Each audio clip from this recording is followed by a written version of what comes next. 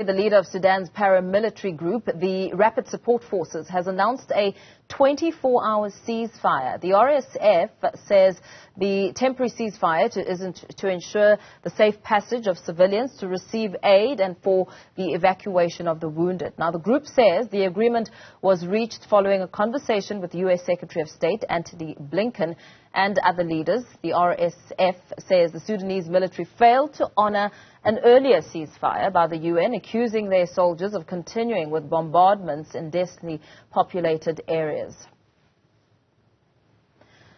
Let's bring some political analysis on the situation in Sudan. We're now joined by political analyst Sabir Ibrahim. A very good morning to you. Thank you so much for your time. Some developments in this developing story. A 24-hour temporary ceasefire has been announced. How did that come about? Yeah, thank you so much, and thank you for your viewers. Really, the situations in the ground is really worse and getting worse and worse. That the air bombardings in civilians and the city of 12 millions, you know what I'm saying? There is no access of medicine, hospitals, food, clean waters. So we are heading for disaster, really. But this ceasefire talking about in the ground, I don't see it will be materialized, you know, because this airport is all the towers have been destroyed. There is no access to move a road, blocks, bridges, blocks. So I don't know how they will go with it. I'm really surprised.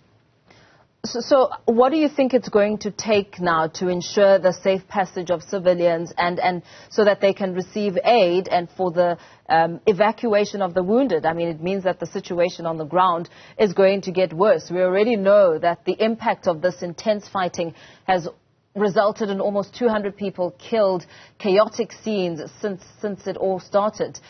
How do you imagine it to all come together? And who will be tasked with ensuring that it is indeed honored? Yeah, to be honest, this is a very difficult question to find an answer for, because the African Unions, they tries, the UN, they tries, and we need something in material in the grounds, you know, how things could be accessed, unless to be some airports have access to open some airports to get through, whereby we have medicines, doctors, open corridors. But external from outside to come inside Sudan today, I don't see how it works. I'm really puzzled here. Mm. So let's go back a few steps and talk about how we got to this devastating stage, because we know that these clashes started erupting and building up at the weekend from around Saturday. How did it get to this out-of-hand stage? Well, I can put it in this way, that the two generals, the greedy two generals, and indeed they are friends, by the way, and the one who created the other ones. And their fighting is a sort of power struggles, you know, fighting for controlling the resource of Sudan. You know.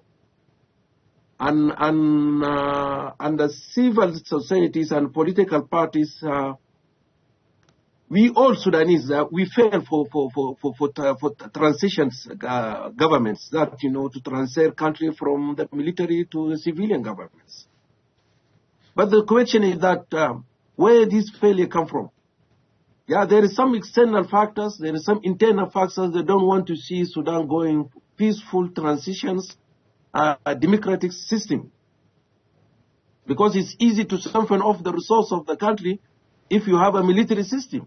That is what we had for the last 30 years in Sudan under Bashir, where there's a small cliques of generals that become rich of the richest. Mm. While 90% of the Sudanese are poor, they don't have anything in the ground. So they need the state of coup that, you know, the generals, they have to control the resource of Sudan. That's why we are here you know. And I really suspect there's some external factors playing a big role to end up this problem. Be it from Arab world, from Western world, from neighboring countries. They work harder to see Sudan unstable. That is unfortunately. one of these generals that you're speaking about is Abdel Fattah al-Burhan, who says that he's leading this attempted coup and rebellion against the state. This is the same man to have played a very key role in ousting former leader Omar al-Bashir. Have his whereabouts been established at this point in time? Talk about Himeti, not Burhan. Himeti is a leader of the rebel forces. Burhan is a general of Bashir. He's one of the key general of Bashir who create these rebel forces. Work as a proxy war, to fight the all rebels throughout Sudan, sort of a counter-insurgency. Am I right? What you are saying is you talk about Burhan or Himeti? Which one you talk about? I was referring to Burhan, who's involved in this bloody tussle for power and his whereabouts and where he falls into the picture. Well, nobody knows because, you see, the rebel forces are controlling the headquarters of the army in Khartoum. And nobody knows where is he. That's why the general of the rebel forces, Himeti, say, we need to capture him. And how is that going to be achieved? The same way the army also, they've been divided between them. The army also is not in one month. They don't have a clear visions. Nobody informed them that, they could enter these kind of fightings. So what are the solutions at this point in time? I mean, conversations with U.S. Secretary of State Antony Blinken, to your assessment, don't seem to be of assistance on the ground. You don't see much of a change with this 24-hour temporary ceasefire to ensure some sort of safe passage for civilians. What now? Well, I think that, the African Union could come up with African solution to African problems.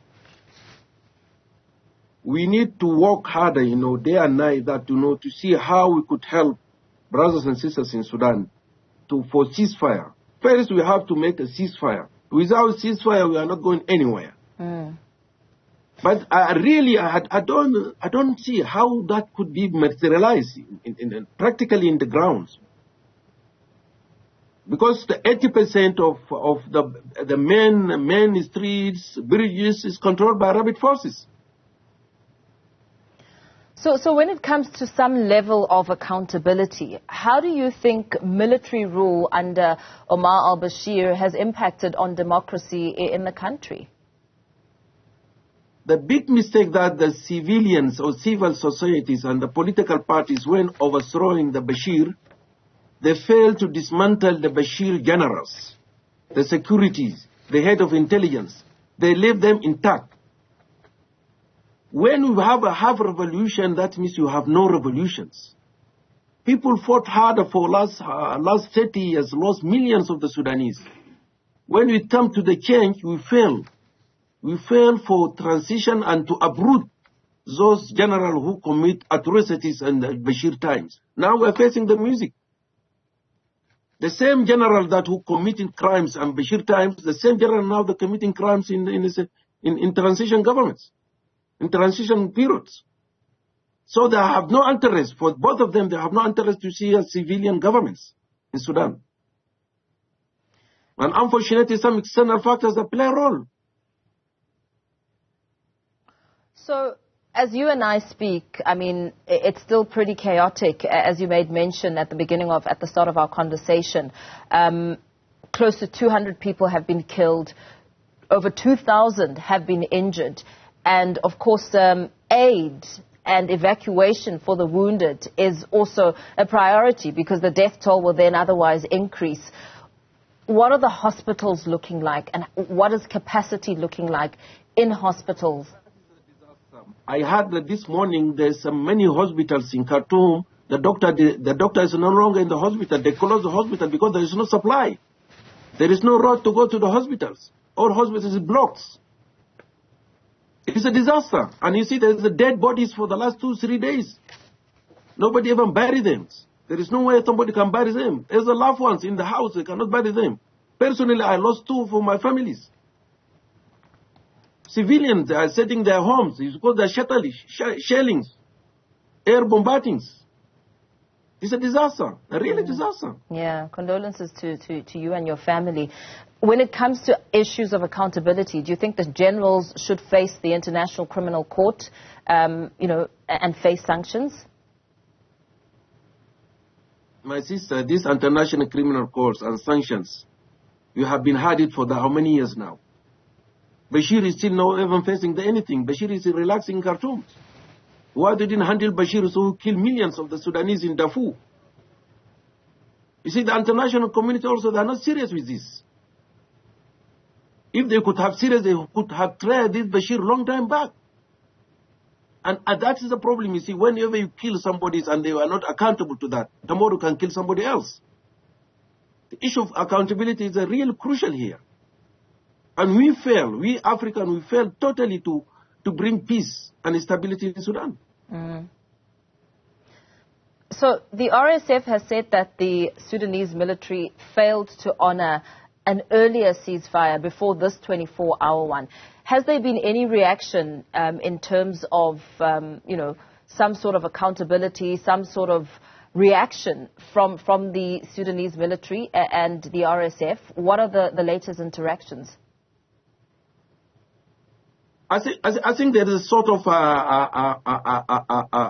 peace lovers putting some pressures that, they have to go for ceasefires. But as I say that, practically how you go for ceasefires? Because everybody's controlled the cities, because all the streets is blocks. And everybody's afraid of their life because there is no accountability to the other sides. And sometimes even there's some those militaries, they lost communication with their generals. It's a danger also. It's so dangerous.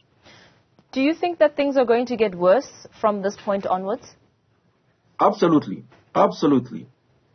Unless we should work harder to get something practically. An international community or UN should bring peace forces. Yeah, we are going to have to perhaps leave it there for now. And thank you for your time. Wishing you the best there. Sabir Ibrahim, political analyst and consultant on Sudan and the Horn of Africa, speaking about the latest developments on the ground. And, of course, the Rapid Support Forces having announced a 24-hour temporary ceasefire. He believes that it may not have any impact at all.